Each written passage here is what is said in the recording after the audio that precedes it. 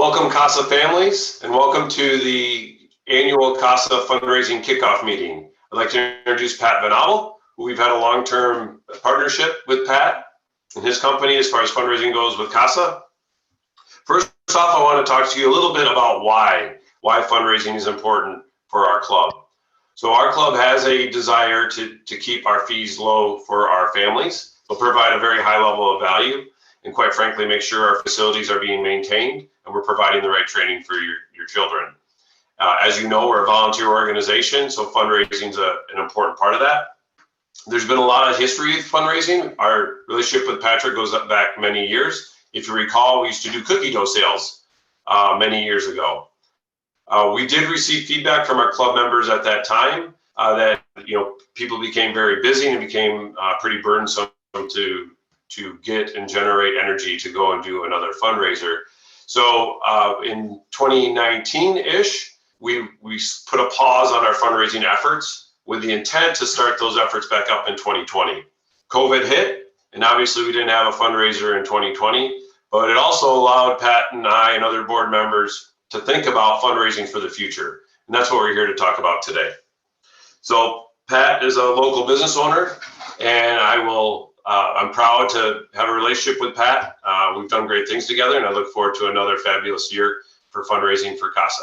So over to you, Pat. All right, thank you very much, Matt. Welcome, CASA families. Welcome to the annual CASA fundraising kickoff meeting. I'm Matt Walters. With me is Pat Van Abel, and we'll be holding this brief video kickoff instructions to talk about start over.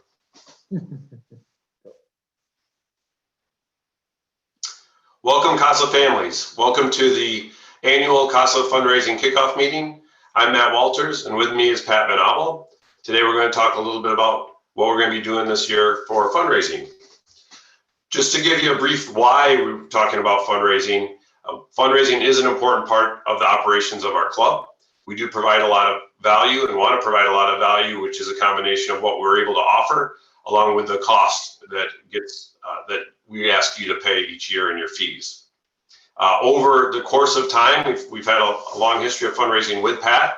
If you've been with the club some time, we used to have cookie dough sales. By receiving feedback from our members, that people became very busy. Those cookie dough sales slowly dropped off.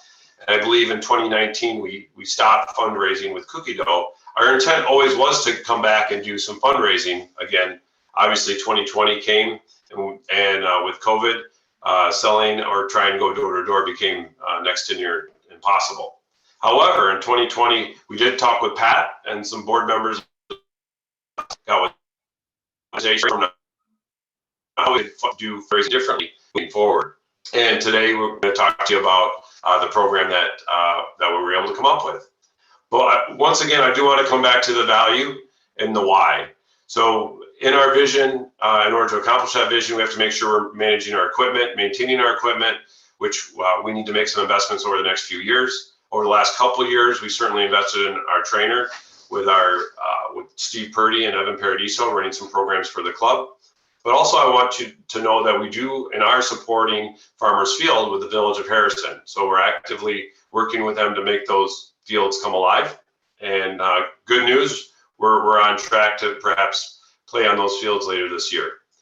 One change I do want to mention is that unlike the cookie dough fundraiser, which was optional in the past, due to where we're going and the financial commitments that we need to make as a club, we have a mandatory component of the fundraising moving forward.